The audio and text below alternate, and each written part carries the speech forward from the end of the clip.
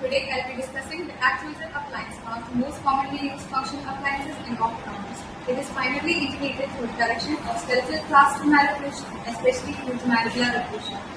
It is a tooth-borne passive type of functional appliance. It was introduced by Anderson and Houghton. It is called an activator because wearing this loose-fitting appliance activates the muscles. Coming to the components of the activator, it consists of labeled bow, acrylic portion, jack screw, which is optional. Indication: it is indicated in class 1 malocclusion with deep bite, class 1 malocclusion with open bite, class 2 division 1 malocclusion, class 2 division 2 malocclusion for post-bite correction as a space maintainer and also used in obstructive sleep apnea. In contraindication, it is contraindicated in crowded arch, increased lower facial height, extreme vertical mandibular growth, severely proclaimed lower incisors, subjects with nasal stenosis. Coming to the mechanism of action of activator, the activator fits loosely in the mandible, so the patient has to move their mandible forwards to engage the appliance.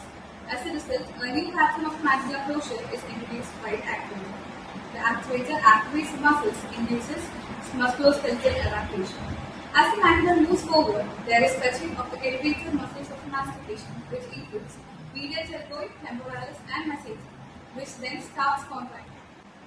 This sets up a myotactic reflex. This generates kinetic energy, which causes prevention of further forward growth of the maxillary dentoalveolar process, movement of the maxillary dentoalveolar process distally, a reciprocal forward force on the mandible.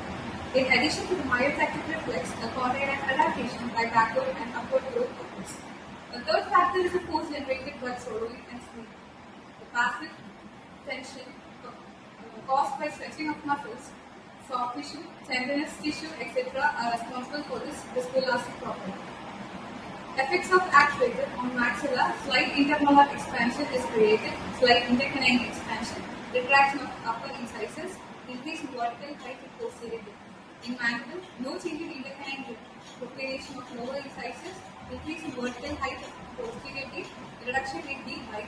In soft tissue, changes in the posture where potentially competent become sufficiently competent. For duration of wear, it should be worn 12 to 14 hours per day, mainly during the day. To conclude, Activator is a highly effective functional appliance used in growing patients who achieve both skeletal and mental function. Thank you.